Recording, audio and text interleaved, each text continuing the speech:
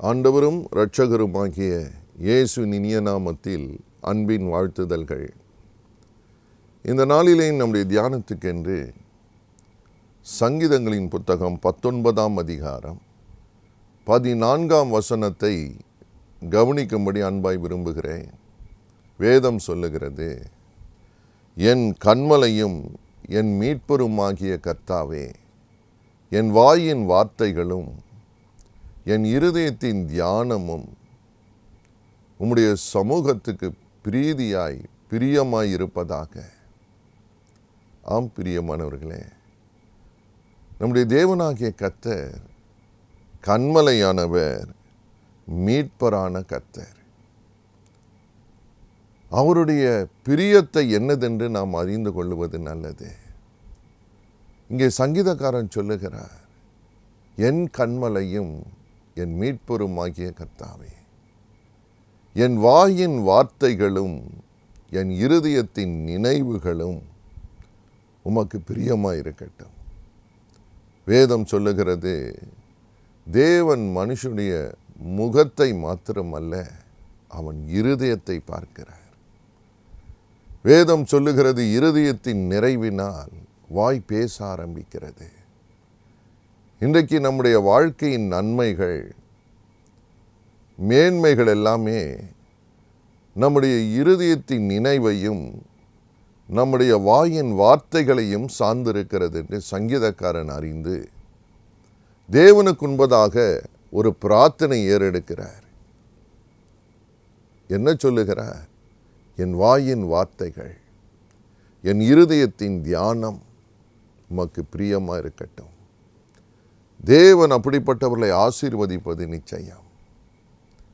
If you are careful about your words, if you are able to control your thoughts, தேவனுக்கு பிரியமான நினைவுகள், தேவனுக்கு பிரியமான வார்த்தைகள் வாயில் இருக்குமானால் அதுவே உங்களுக்கு ஆசீர்வாதம். சங்கீதக்காரர் உணர்ந்து தான் அப்படி சொல்லுகிறார்.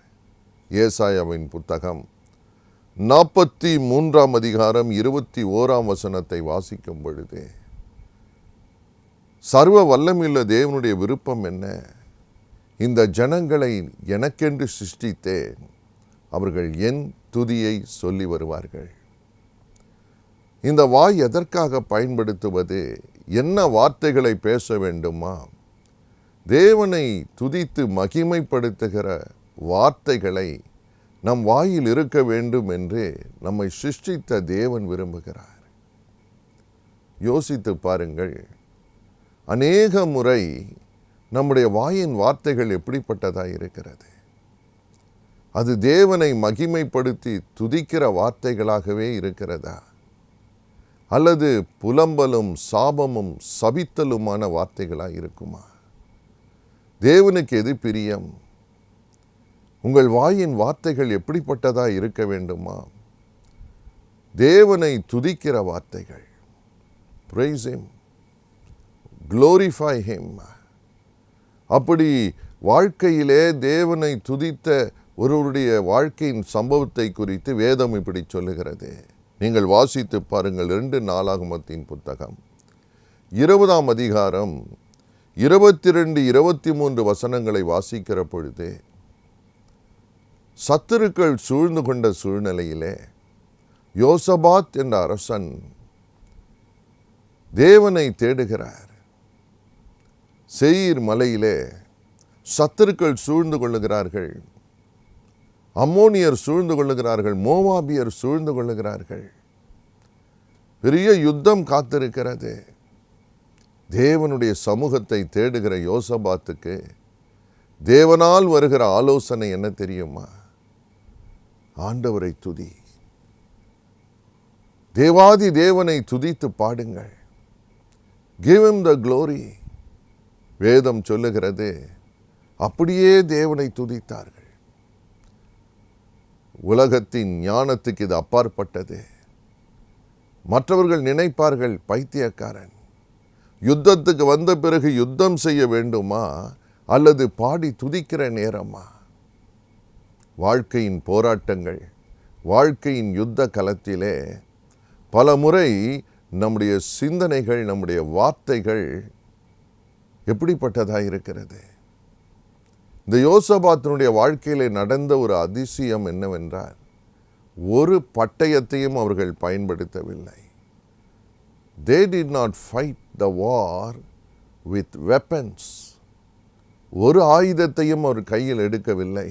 வேதம் சொல்லுகிறது, அவர்கள் வாயிலே தேவனை உயர்த்துகிற துதி இருந்த பொழுது சத்துருக்களை சர்வ வல்லவர் கலங்கடித்தார், தோற்று போனார்கள். யோசபாத்தும் ஜனங்களுக்கோ பெரிய வெற்றி உண்டானது. வாயிலே தேவனை உயர்த்துகிற துதி. நீங்களும் நானும் ஜெபிக்க வேண்டிய ஒரு வார்த்தை என்னவென்றால், ஆண்டவரே, என் இருதயத்தின் நினைவுகளும் வாயின் வார்த்தைகள் உமக்கு பிரியமாக இருக்கட்டும். எது தேவனுக்கு பிரியம்? துதிப்பது, தேவனை மகிமைப்படுத்துவது. இன்றைக்கு அநேகருடைய அலுவலகத்தில் எத்தனை எதிர்ப்புகள், எத்தனை போராட்டங்கள், வீட்டுக்குள்ளே எத்தனை போராட்டங்கள், எத்தனை சண்டை சச்சரவுகள், எத்தனை மன சஞ்சலங்கள், மனத்தாங்கல்கள், உறவுகளுக்குள்ளே, ஊருக்குள்ளே. பிரியமானவர்களே, இந்த சூழ்நிலை என்ன செய்வது? நாம பேசி சண்டை போட்டு ஜெயிக்க முடியுமா? பல முறை நாம் பேசி பேசி தோற்று போனது தானே மிச்சம். சஞ்சலம் அதிகரமாய் போனது தானே மீதி. யோசபாத்தை போல ஒன்று செய்வோம். நம்முடைய நினைவுகளை ஒருமுகப்படுத்துவோம். நம்முடைய நினைவுகளுக்கு முன்னால் நம்முடைய சிந்தனையில் அவரை கொண்டு வந்து நிறுத்துவோம். அவர் கன்மலையும் மீட்பருமாகிய கர்த்தர், எனக்காக யுத்தம் பண்ணுகிறவர் என்று சொல்லி அவரை மேன்மைப்படுத்தி துதிக்க ஆரம்பிப்போம். சர்வ வல்லவரை முன்பதாய் நிறுத்துவோம். உங்களுக்காக அவர் யுத்தம் பண்ணுவார். நீங்கள் செய்து பாருங்கள். நீங்கள் இதை அனுபவிக்க வேண்டும் என்று தேவன் விரும்புகிறார். அவரை துதியுங்கள். அப்போஸ்தலர் நடபடிகள் 16ஆம் அதிகாரத்தில் இன்னொரு சம்பவம் நடக்கிறது. தேவனுக்காக தொண்டு செய்த, ஊழியம் செய்த இருவரை சிறையில் அடைத்தார்கள். பவுலும் சீலாவும் சிறையில் அடிக்கப்பட்டு, சிறையிலே சங்கிலிகளினால் கட்டப்பட்டு அவர்கள் சிறையிலே தள்ளப்பட்ட நேரம், அங்கே அவர்கள் தேவனை துதித்து மகிமைப்படுத்தினார்கள் என்று வேதம் சொல்லுகிறது. நல்ல நேரங்கள், நல்ல சம்பவங்கள் நடக்கும்போது மாத்திரம் தேவனை புகழ்வது அல்ல. கஷ்டமான நேரங்கள், இடுக்கமான நேரங்கள், சிறையிருப்பின் நேரங்கள், ஏன் வழியே தெரியவில்லை, எல்லாமே இருட்டா இருக்கிறது, சிறை பிடிக்கப்பட்டது போலவே இருக்கிறது, தனிமையிலே இருக்கிறேன், தவிப்பிலே இருக்கிறேன் என்று சொல்லுகிறீர்களோ, இங்கே பார்க்கிறோம் அவர்கள் கஷ்டத்திலே தேவனை உயர்த்தி துதித்தார்கள். நடுநிசியிலே. ஆம் பிரியமானவர்களே, வேதம் சொல்லுகிறது, யோசபாத் ஜெயத்தை பெற்றுக்கொண்டான். பவுலும் சீலாவும் மேலிருந்த சங்கிலிகள் அருந்து விழுந்தது. இன்றைக்கு எந்த சங்கிலியினால் நீ கட்டப்பட்டு இருக்கிறாய்? எந்த விலங்கு உனக்கு போடப்பட்டு இருக்கிறது போல உணர்கிறாய்? பிரியமானவர்களே, நம்முடைய வாயின் வார்த்தைகளை குறித்து தேவன் கவனமாய் பார்க்கிறார். அவரை மகிமைப்படுத்த ஆரம்பியுங்கள். அவரை உயர்த்த ஆரம்பியுங்கள். ஒரு நாள் ஆந்திராவிலே நடந்த ஒரு சம்பவம். ஒரு சகோதரி மிகவும் பலவீனப்பட்டார்கள். தேவனை நேசிக்கிற குடும்பம்தான். படுத்த படுக்கையானார்கள். ஒரு நாள் அவர்களுக்கு ஒரு தீர்க்க தரிசனமான வார்த்தை வந்தது. ஆலயத்துக்கு வா, நான் உன்னை சுகமாக்குவேன். ஆலயத்துக்கு வா, என்னுடைய சுகமளிக்கிற வல்லமை உன்னை சந்திக்கும் என்று. மிகுந்த கஷ்டத்தோடு ஒரு நாள் படுத்த படுக்கையிலே தூக்கி கொண்டு ஆலயத்துக்கு கொண்டு வந்தார்கள். மேல் மாடியில் எப்படியோ கஷ்டப்பட்டு உள்ளே கொண்டு வந்தவர்களை வைத்தார்கள். ஆராதனை வேலை, துதிக்கிற வேளையிலே அந்த போதகர் சொன்னார், எல்லாரும் கைகளை உயர்த்தி துதியுங்கள். எல்லாரும் துதிக்கிற பொழுது இந்த படுத்த படுக்கையில் சுகவீனமாய் இருந்த இந்த சகோதரிக்குள்ளே ஒரு வேகம், ஒரு ஆசை, நானும் கையை உயர்த்தி துதிக்கட்டும். மெதுவாக கையை உயர்த்த ஆரம்பித்தார்கள். அந்த போதகர் ஓடி வந்தார். சகோதரி, இன்னும் தூக்குங்கள், இன்னும் கையை உயர்த்த முடியும், இன்னும் உயர்த்துங்கள், தேவனுடைய வல்லமை துதிக்கிற வேளையிலே உங்களை சந்திக்கிறது என்று சொல்லி உற்சாகப்படுத்தினார். கண்ணீரோடு பக்கத்தில் நின்று அவர்களை உற்சாகப்படுத்தினார். நடந்த சம்பவம், கைகளை மெதுவாய் உயர்த்தி துதிக்க ஆரம்பித்தார்கள். காலை எடுத்து வையுங்கள் சகோதரி, ஒரு காலை வையுங்கள், துதித்து கொண்டே வையுங்கள் என்று சொன்னார்கள். பிரியமானவர்களே, கொஞ்ச நேரத்திலே அவர்கள் எழும்பி நிற்க ஆரம்பித்தார்கள்.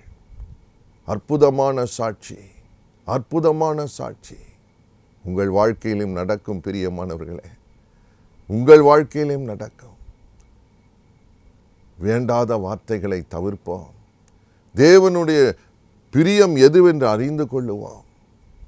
உங்கள் வாழ்க்கையின் போராட்டங்களை மேற்கொள்ள வழி வேதம் சொல்லுகிறது. அவரை நம்பிக்கையோടെ துதியுங்கள். அவரை பார்த்து அவருக்கு மகிமையை செலுத்துங்கள். உங்கள் துதியை நிறுத்தி விடாதிருங்கள். கொஞ்ச நேரம் துதித்தேன், ஒன்றுமே மாறவில்லையே, நிறுத்தி விடாதிருங்கள். தொடர்ந்து ஆண்டவரை மகிமைப்படுத்துங்கள். குடும்பமாக உட்கார்ந்து மகிமைப்படுத்துங்கள். நீங்கள் தனிமையில் இருக்கிற நேரம் அவரை மகிமைப்படுத்துங்கள். நீங்கள் கிச்சனில் இருக்கிற நேரம் அவரை துதியுங்கள். நீங்கள் பிரயாணம் பண்ணுகிற நேரம் உங்கள் வாயில் துதி இருக்கட்டும்.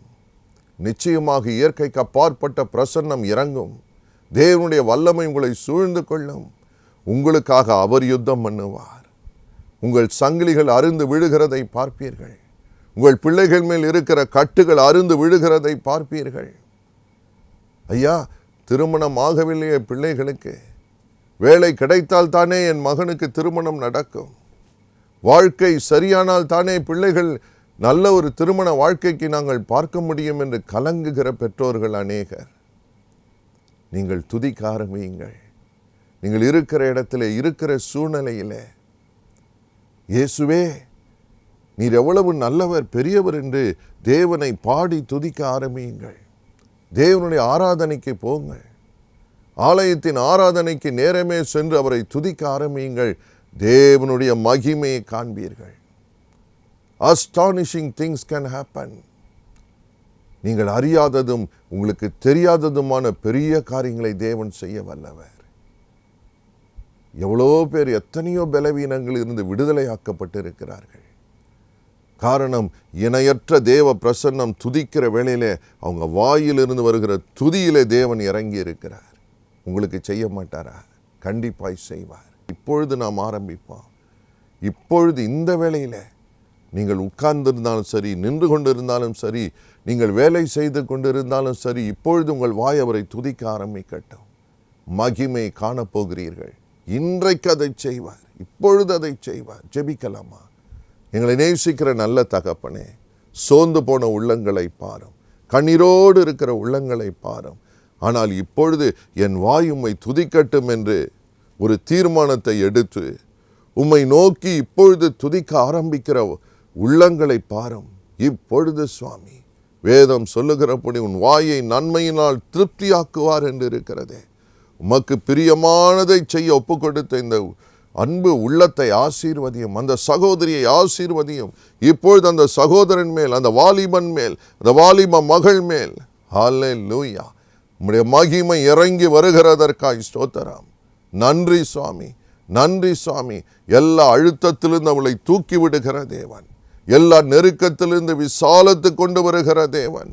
நீண்ட நாட்களாய் போராடி கொண்டு இருக்கிறேனே, என் சூழ்நிலைகள் மாறவில்லையே என்று கலங்குகிற உள்ளம் இன்றைக்கு துதிக்கிற வேளையிலே தேவனை மகிமைப்படுத்துகிற இப்பொழுது நன்றி.